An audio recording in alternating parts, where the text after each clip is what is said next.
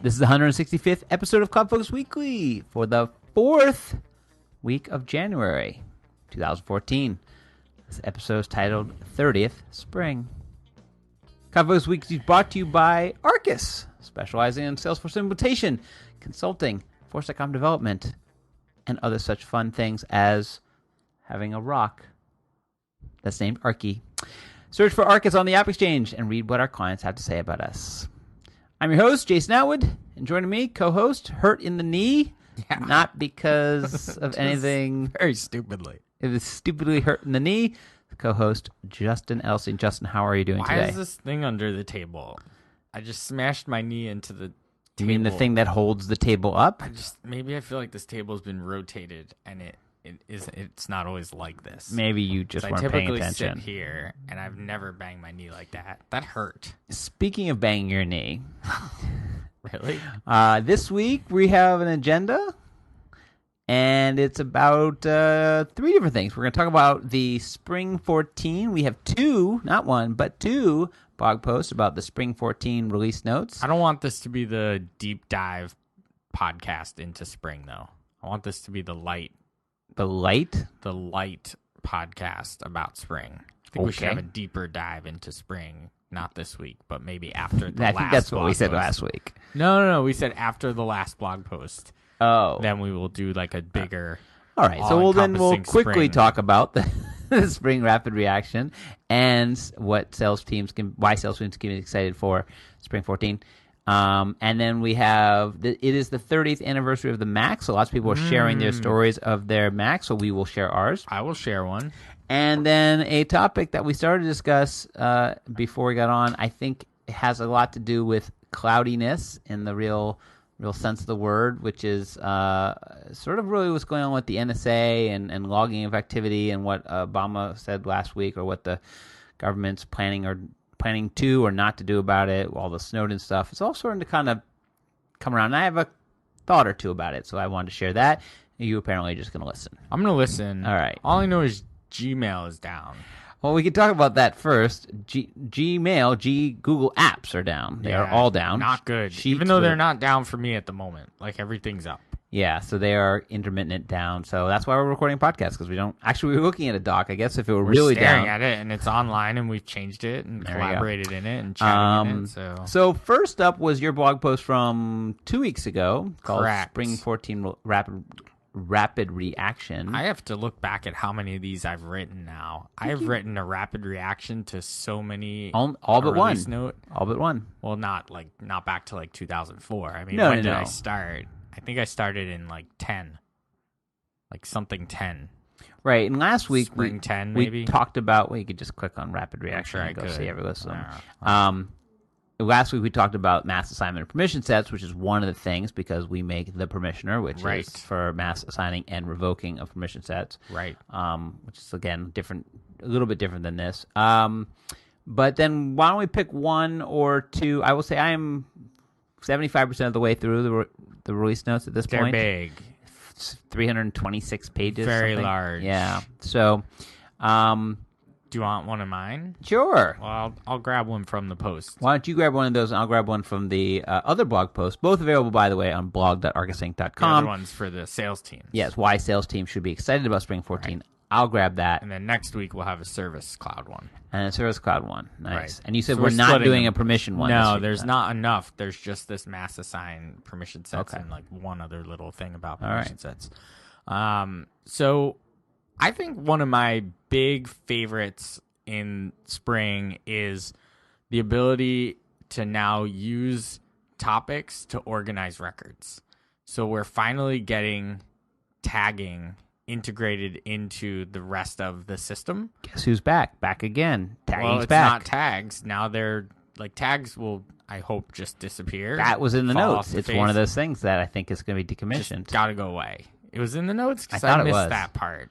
Thought it was. In the screenshot, it still had tags there. So maybe I thought it was one of the these things will be deprecated, and one of them was tags. Chatter topics are becoming more and more prevalent, and now you can use them to actually organize records, which I think is great. You can just add a topic to any record, and then they've gone to the level where we're not quite there yet. We're almost there, where you can now use them in a list view. Right. So you can say, in a list view for like, say, opportunities or something. So the number one that always comes up is how do you track people's interests in sports teams, skills, and things, whatever. I was going to use like a big deal for opportunities or whatever. There's a million ways to track that. You're right. Let's track skiers instead. So golfers, skiers, Yankee fans. Yeah, right. So I want a list of all my contacts who are Yankee fans. I can now just use a topic called Yankees or Yankee fans or something like that. Keep your topics in order, by the way. Don't go crazy willy-nilly, as people will. So then in your list view, you can obviously just click on the tag and it'll bring back the search result, or you can say topics contain Yankee fan. Nice. And then you have a list of all your Yankee fans, and then you could do stuff with that list, which I think is pretty cool. Add to a campaign. Right. Then you can shoot a mass email, all sorts of fun stuff.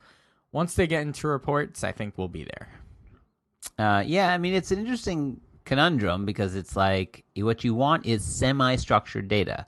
You want it structured enough so everybody isn't saying Yankees, Yankee fan, Yankee fanatics, Yankee people, Yankee doodle dandy, because that's not helpful. Because if everybody's doing that, then you get nothing. But you want to have something that you can structurally put on top of these people so you can look for them. And that's where topics it has that little bit of structure, which is that you can see what other people have done, and there is sort of a naming convention that you could follow, but it's also totally unstructured in that you could do whatever you want. Right. So it's that weird world of you want to be semi-structured. It's kind of tags 2.0. I don't know. I like the idea, but I feel like I'm a little bit hurt by tags. I mean, tags, I was around. We were around when tags came out. Back in the day. And we were really looking so excited for tags. They came out. You could click on them, and they had private tags and public tags, and you could throw them on there. Actually, they only had private tags first, and then they had the public ones. And public tags. Remember how hot tags were? Tag cleanup. Forget inside of Salesforce, just tags in general. Yeah. Tags are now topics are so exciting. They're so hot. Now so high right now on Twitter, you just topic everything. Hashtag this, everything. hashtag that, hashtag. But I like this right on the record. Don't have to chatter. Don't have to worry about that. Right. Just tag something. I'm going to keep calling it tagging. This is one of those things that I think that the devil's in the doing. So well, we'll see how fun it is once we start using them, because I'm going to start using them here at Arkus. There you go. You should do that. I think if I'm going to pick from, what's funny because up to I think about the 40th page or so, they're still in the release notes because they never released this, is Salesforce 1. Right. So Salesforce 1 is in the release notes as here's, and they really talk about it like it's brand new. Like, here's what it does. It is a renaming of the Chatter app. Like, they talk about all the stuff that we kind of didn't know. It was launched mid-release at Dreamforce. Right. So, although I think that's a little bit, we've talked about Salesforce 1 a lot.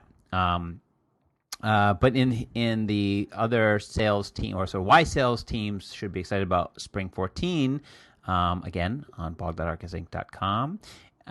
He brings up 3, one on Salesforce.com. I'll name one others, which I think is, I'm going to do the orders one. I don't know much about it. I haven't got to this part of this release notes. I haven't finished the book. But orders. So a new, it's almost like what is old is new again. Like we used to have things called tags. Now we have topics. We had all these things like contracts and assets. And we always thought, us Salesforce people, that Salesforce wouldn't build out any more of this stuff because they realized it's so easy to do customized now. But here they go, building a whole new custom object who hopefully they won't forget and not update for the next 10 years, called orders. So they're saying it's an order. An order is an agreement between a company and a customer to provide services or deliver products with a known quantity, price, and time. Okay, so that's I mean from a solving an issue that I've heard many people say, it's great. From a why did they need to build this? Isn't this something that could basically be done with custom objects very quickly? Well, I ask you. It connects to the already existing infrastructure in a really good way. So it connects to products. There's line items, connects to contracts. So it fits in that mold of it's not an opportunity. it's an order. Right. And it behaves, I think it's going to behave until I really get my hands on it and play with it. And I haven't had a real good chance to play in a pre-release org yet. Me neither. But it feels like it's gonna be more of a one-off quick hit opportunity as opposed to an opportunity that's more like a B2B. This is more of a B2C opportunity, right? Like a quick order of 200 widgets done. Like there's no staging to it. There's no process around it. It's I need to buy this from you now. So I feel like that's where, and you get to leverage the existing, products. You don't want to have to rebuild all that stuff that you get with products and the roll-ups that happen to amounts and product line items and then contracts, how that fits in. But isn't it kind of like contracts in that it's like it works well enough if you don't want to do anything else with it. But if you want to do anything else with it, and I steer my clients away from contracts all the time. I say, hey, it's great if you want to use exactly what it does. But do you steer your clients away from opportunities? No. So that's what this is going to be, I feel. I feel like this is going to be like opportunities just for the quick hits. But isn't this kind of like quotes? Like something that kind of is filling a need, but it's sort of the small thing? No, they've baked this pretty deep. All right. It's deep in there. All right. Well, interesting one. It's another one that I can't wait to get into as we get into. So we'll come back with a bigger, deeper dive, especially when it's warmer out here because it's not warm right now. Yeah, when it feels like spring, then we'll deep dive. Now we got more coming. We got the service, the cloud. The blog calendar is full of spring 14. Yeah, and then we're gonna do a little chat about the permissioner and the mass assign permission set. So that sounds like a good blog post. That's it's what almost we're like do. I talked about it last week, and it was captured. There you go. Next up is kind of a historical thing. It's been coming up for a while, meaning I've been hearing about if they're going to do anything. Is Apple going to release anything, do anything special? They did release a video called the 30th anniversary of the Mac, which was kind of cute. They kind of went back in time, and it was about 5-10 minutes. I watched it this morning. But it is the 30th anniversary of the Macintosh. Nice. So not of Apple. Obviously, Apple is much older than that. Yeah, but of the Macintosh. And for someone who just finished reading Steve Jobs' biography, which I think named Steve Jobs, like it's all just ringing in my head now, like all the him creating it, all the the pieces to it, and the history behind all the stuff in the Macintosh and the division. He actually took over the project that was Macintosh, and he booted someone else who was doing it and made it his. After he had done other things, less successful projects. So. But a lot of people now are tweeting their sort of, my first Mac, a topic, if you will, hashtag my first Mac. Gotcha. Or 30th anniversary. Okay. So let me ask you, youngin. Sure. I'm going to throw you under the bus here. No. What was your first Mac experience? You want to know what's funny? Was it today? My first Mac experience, I still have it. Okay. So it's a Mac Classic. It's still in my parents' basement.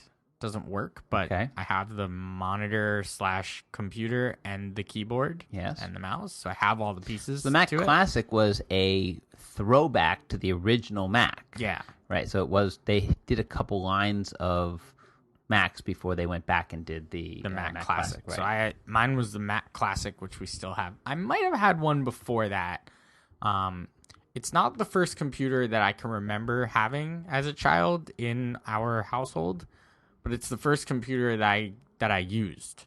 So the first computer we had, I'm not sure what it was, but I never used it. I just knew it was a computer. And the Mac was the first computer I actually used. I think I was the only kid in like second grade to hand in homework that was typed on my Mac. Like I would type my homework instead of writing it. Okay. And that was, I'm a little younger than you are. That was a little bold for like a second grader to be handing in dot matrix printed paper with their homework on it. I also have fond memories of playing the Oregon Trail on my Mac, which was a classic game. I loved going hunting for my food and getting to the end of the trail. But yeah, I grew up on Macs, and then so that was released in 1990. Was the Mac 1990? Classic? Yeah. So I was 9 at that point. So I know we had ones before that. That's just the one that that I know that we still have. The other ones are gone. And I had a Mac kind of growing up. It's the computer I learned how to use a computer with on a Mac. And then when Windows 95 came around, we went to Windows. We were a Windows family then. Oh, I'm sorry. And, well, I don't think so. I think that at that point, that was a better experience than the Mac was. I'm pretty sure. Yeah. Probably, yes. Like, getting on the internet and stuff. I feel like that was probably better on a Windows 95. Well, you feel like it because you didn't know because you were stuck in Windows. Well, sorry. You can tell your whole story of Mac, but we don't have the Starts time. way before that. Okay, well, go ahead. It can't start that far before that. Before really, how far back could it really start before 1990? A couple years. 1984? A couple years. So, anyway, it was the computer I learned on, how to use a computer. Went over to the PC side and then went back over to Mac after college, oddly enough, because OS X was kind of just hitting its stride then. I feel like, now I would never... Wow, you spent a long time away. Oh, yeah. I went Windows 95, 98, actually 98. That was it. It was just 2 versions, but it was a long stretch. A long time. And then went back to the Mac for OS 10.4, maybe, something like that. 10.3 or 10.4. Wow. Yeah, it was probably about 8 or 9 years ago I went back to the Mac and have not turned back. And I was the first in my family to go back to the Mac. Now everybody in my family has a Mac. Everyone in my family has an iPhone. And there's, I think, 3 or 4 iPads floating around. Like, everyone has Apple products, basically. I feel like every college student now goes to college with a Mac. Like, I don't feel like they go with a Dell or a Chromebook. I don't really feel like maybe a Chromebook would be a good thing to go to college with. $300. You don't really need anything. Right. Although, can you, no. a big part of, when I went to college was, it was the first time I had high-speed internet. I know we've taken this into a very weird place, but was networked computers and gaming. And I was in college. I was a freshman when Napster came out. So it was all this stuff was happening on the internet.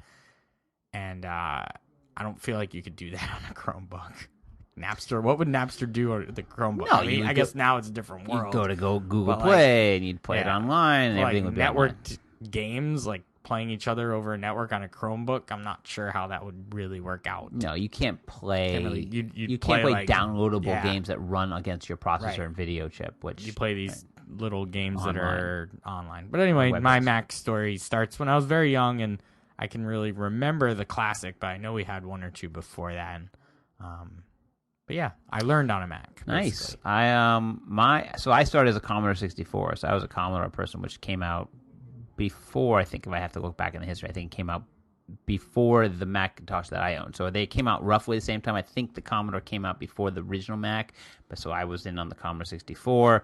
So I didn't get into the Macintosh until the Macintosh SE. So they were around, and I had a Commodore, and I did all that, but I didn't get into the SE. And then from then on, it was it. I had SE, SE30, and I could go through a ton of Macs.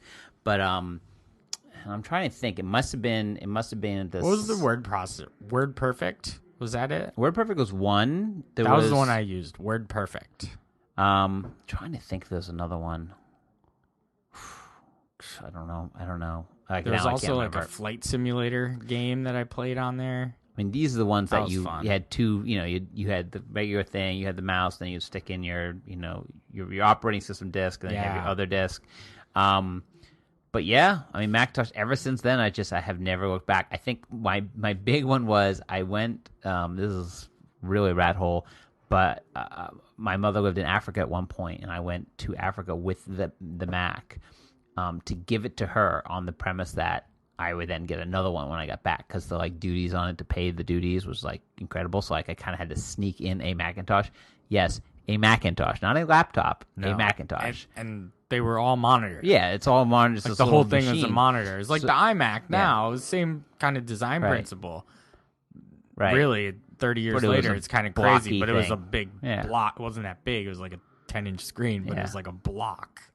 So I took one over. I took it over to Africa. I left it there, and then when I got back, because it was just cheaper that way, I then got the SC30, and ever since then, I only strayed once. So I'm sorry. I went to the Power Computing. Wow. So when they went to the Clone Wars and they brought in the clones, I think it was Motorola, something else in Power.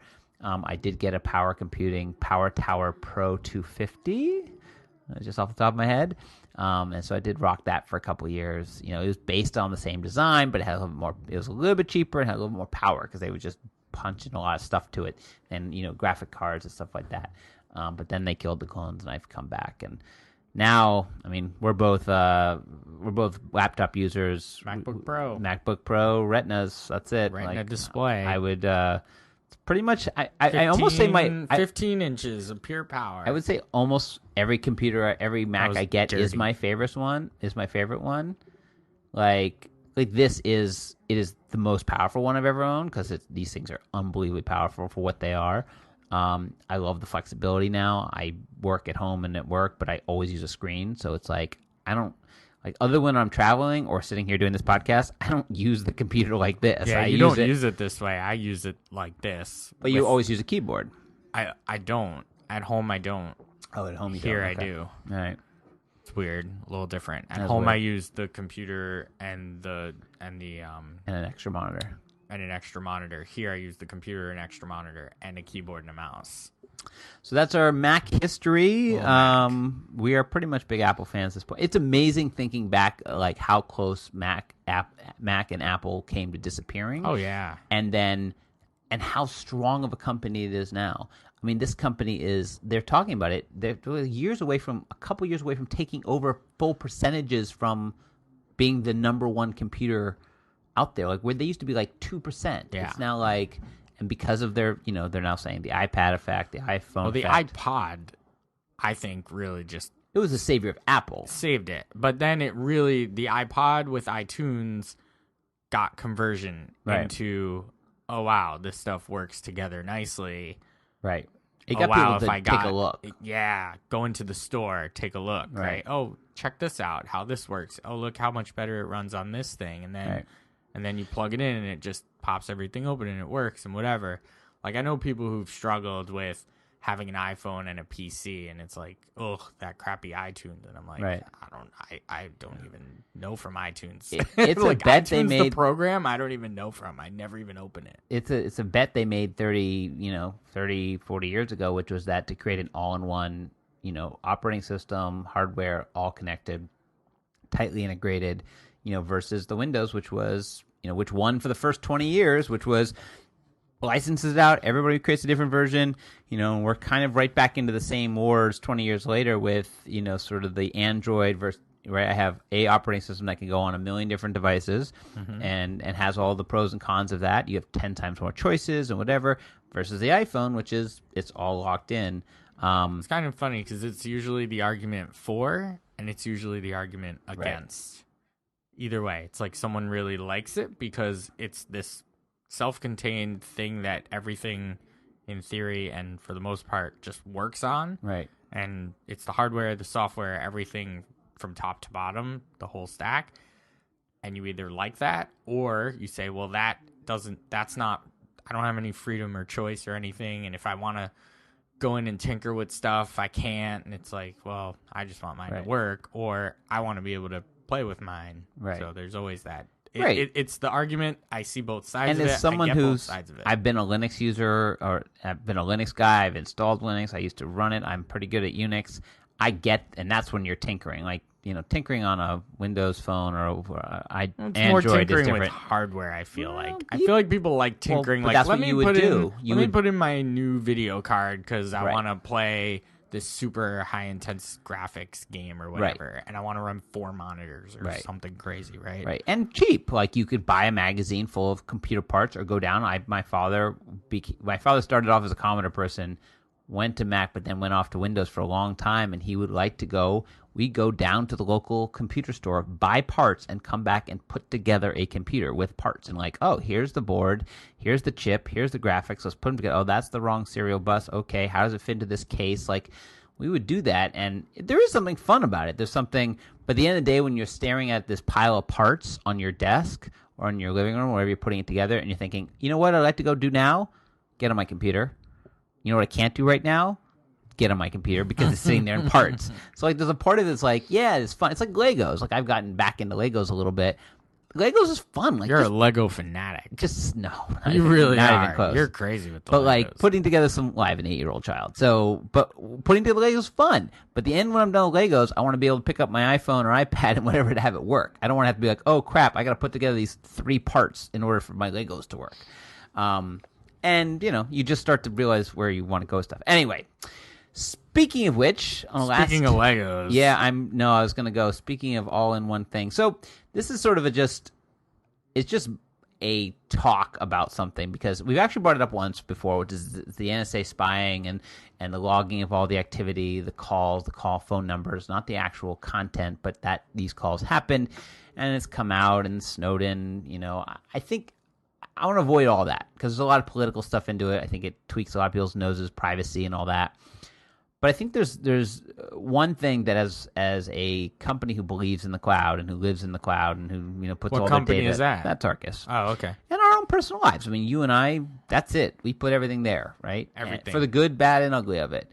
For when Gmail goes down and your whole life stops, yep. Right? But one of the things I was thinking, because they were talking about trying to privatize this, and they were saying that one of the things is we would like to make sure that that it's not the government that controls this data, that it's not the government that controls this data, it's that they're going to have a third party control it. And I was like, oh, well, that's kind of an interesting thing. But then it really started to strike me as like, well, who else would you trust? Like, you're supposed to trust your government, pretty much. Well, a little bit.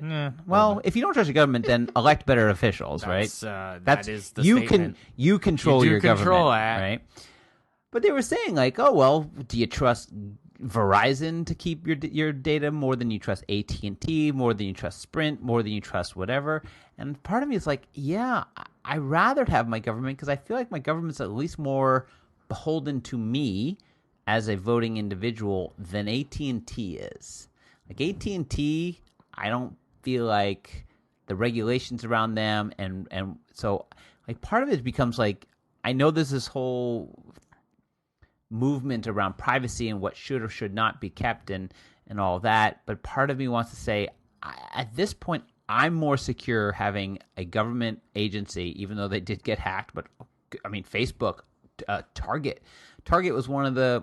I'm reading a book now that's talking about Target's, how they started to really figure out. They could figure out women were pregnant before anybody else knew. I mean, the woman would know, but they just by their buying patterns. Well, they just got hacked from millions of accounts, and as an account holder, they sent me this thing. We're so sorry, and here you go, sign up for this thing. I'm not an account holder. So, like, do you want? I didn't get that. Do you want the Verizons and the whatever to hold your, or have it in one agency that at least you can put more controls around? I feel like the controls we could put around a government agency, because they talked about this data,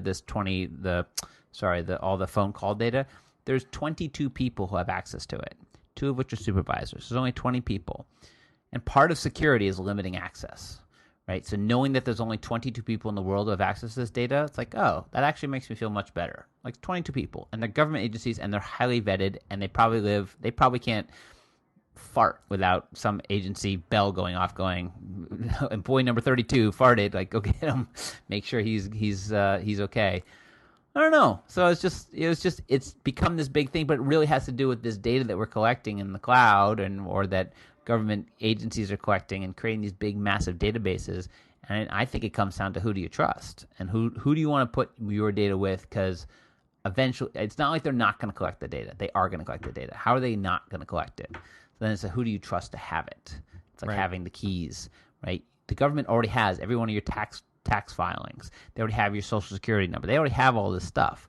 I don't know. So that was my kind of take on it. I know you're looking at me like, whatever. Yeah. Well, here's the thing.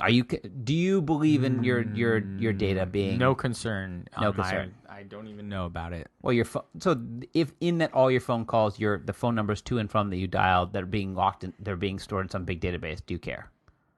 I just kind of assume that they are. That's the thing. Me too. And we're we're a generation apart, or mostly a generation apart, and I don't have that feeling. I have the feeling of like it's sort of the thing that I give up by using the technology. I give up a piece of if I want to have absolute privacy, then you and I drive into the woods and we have a conversation behind a tree. I know, it's funny. And then no one else will know that we had that conversation. We're not living in like, Cold War times where it's like, you watch the show The Americans on I FX. do not. I've heard it's okay. You told me it's okay. Yeah. One season in, it was pretty good. It was entertaining, but it takes place during, the 80s and like this Cold War. I don't want to give anything away for those who haven't seen it, and for you too. But like very like CIA versus like Russian agents. I don't know what they were called. You don't remember the name of the agency? No, I don't remember the name. They didn't actually. I don't think they named it in the show. They were just like the agency or whatever, the club or the whatever. Right. So, maybe they did, and I don't remember.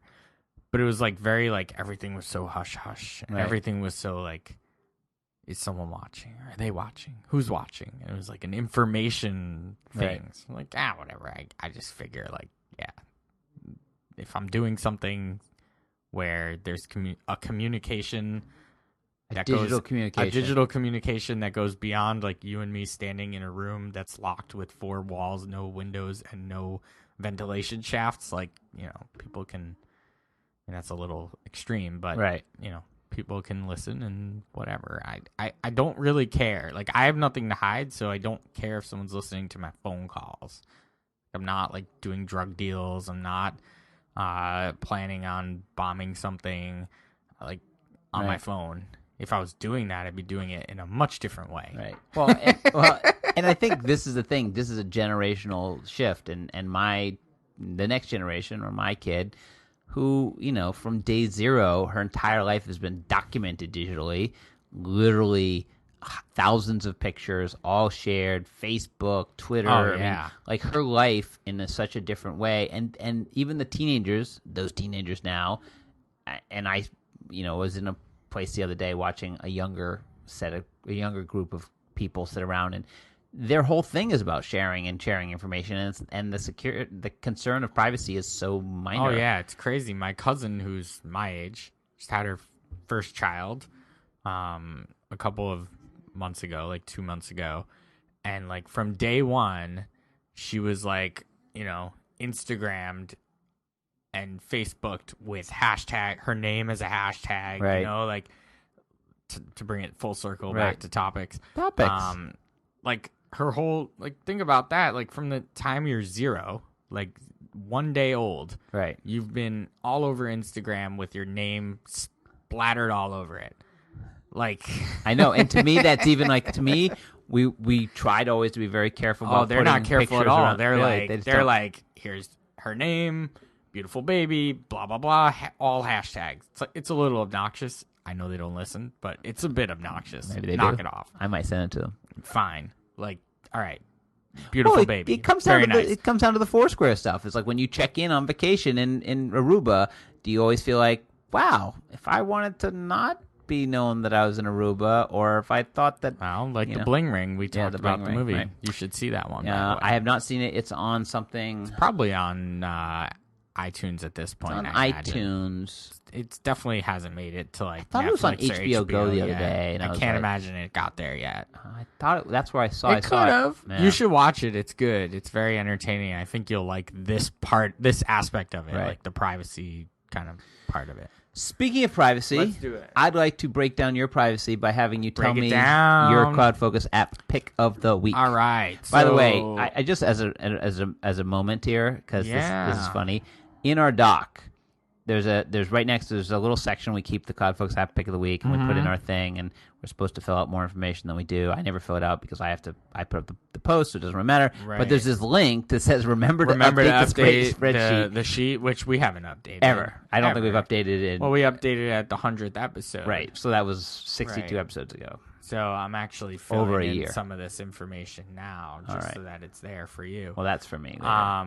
So I'm picking an app that I just learned about, but I don't know. It could be a little older than I think it is, but I just started playing around with it with a couple of friends. Tetris? No. It's called Quiz Up. One word. So is this the next draw something? This is definitely the next draw something. Okay. So did I just steal your thunder by saying the next draw something? You did. All right, I'm sorry. And I gave you that before we started. No, you didn't say draw something. I said, it's going to be the next, and I stopped. And yeah, it's going to be the next draw something. So basically, it'll be gone in 6 weeks. Pretty much. All right. But it's fun for now. So you sign up using. I would recommend logging in using your Facebook credentials. Yeah, because why then, not? then you're already friends with people. Because it's very hard to find people just using their names. So you sign up, and basically it's a peer-to-peer, one-on-one. You take, it's 7 questions, and you answer them like in a quiz style, and you get 10 seconds to answer each question, and you get points for each question. The last question's worth double. And basically you just play each other against each other in different topics. They have lots of topics. Entertainment, technology, sports, the arts, this, that, the other. Like all the way down to like entertainment, TV shows, Arrested Development. Like let's do a quiz on Arrested Development or whatever. Okay. Like you and I could take a Jets quiz right now against each other and see who wins. Oh, that's kind of fun. Right? So we play each other, and who then gets to set the topic? The person starts the person quiz? who sets the challenge. Oh, the so challenge. I would challenge you to a quiz. Oh, challenge and me. then you would accept my challenge, and then we would see each other. We'd be playing against each other, and we'd be you can do it in real time against each other, or you can, if the person's like not there or doesn't accept the challenge, right? You can take the quiz and then wait for them to take it later, and whatever the score. That's what was nice about up. Draw Something was that it was turn based, so that like I didn't have to worry that like this I was is more going... fun if we're doing it at the same time. Okay. I feel like it's even more fun if you're in the same room, but whatever. Okay. You don't have to be, obviously. Who have you played this with? A bunch of my friends. Okay. And we had some fun with like the sports ones. Can and you the play with movies more than one ones. person? No, we were wishing that because like 4 of us were sitting in a room and like 2 of us were playing each other and the other 2 were playing each other.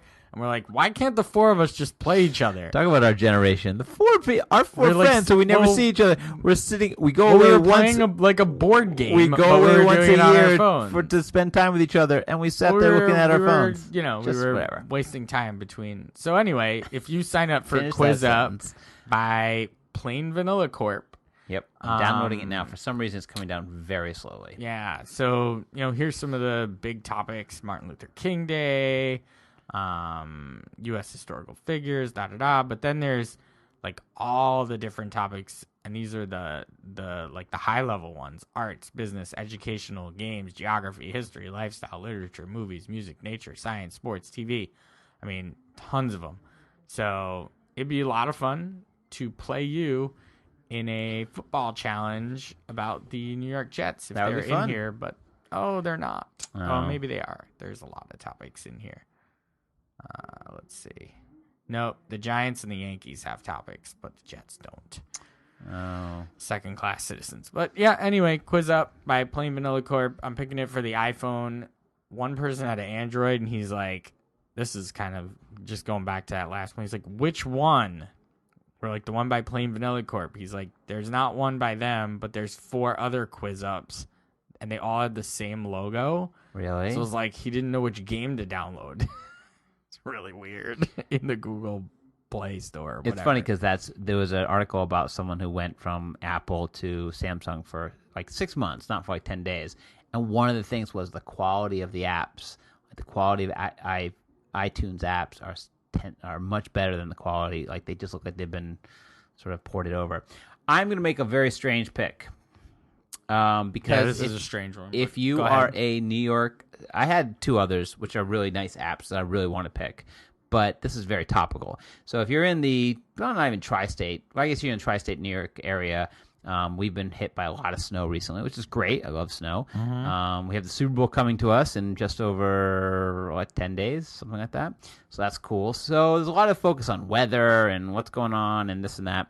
So the other day, there was a school closure, and I was thinking, I wonder, what's the plowing around the city? And they said, the plows are out. And I said, that's cool. So I searched for something on the line saying, hey, I wonder if I could go find, where they're plowing. Well, lo and behold, New York City has something called Plow NYC, which is a real-time GPS-tracked map of where they're plowing, what streets, and how often, and when the last time they were there. So now they have GPS trackers on all the plows, and you can literally go in, type in your address, and hit go, and then it'll tell you basically when it was plowed, like, 0 hours ago, if it's a main street, a primary, whether they consider it something that they're not even supposed to do. It's just one of these crazy things, like the internet of the world. It's like, and information, we're talking about information tracking. So here's these plows, and these plows now have GPS trackers, so you can track exactly when they're coming and what. Fantastic. Yeah, so Plow NYC, it is free. It is available at maps.nyc.gov/snow. It's an app, or is it just a website? No, it's a website. Sorry. Is it mobilized at least? Can I see it on my phone? No, I used it on my iPad originally because it was in the morning. Okay. And they said something like, it was some news article. It's like, oh, and everything's tracked. Every plow is now tracked by GPS, so you can go to whatever and look at it. I was like, oh, that's so cool. I never would have even thought of like plow technology. Lots of people were complaining about the way that was handled, like the whole situation with the snow. What situation? Here in New York? Well, like clearing the roads and such. Well, that's why you can now go track it. I feel like it was well done. I thought it was well done too. Me. I don't know. I think if you look at the map, that's sort of the issue. Is you look at the map. I mean, there are, I don't know what the number of streets, but there are so many streets. Oh yeah, I mean, and people parking streets and stuff like that. I know that certain areas get like, well, they're not getting to my area or whatever. But I thought this was a nice way of at least saying, hey, whether they should be plowing it or not. So Plow NYC, that's probably the best way to Google that. But I thought that was really fun. So that's my pick of the week. All right, well, that wraps up our CloudFocus Weekly. I was about to say App of the Week of the Week. You can follow Justin at Just Edelstein. I'm at Jason M. Atwood.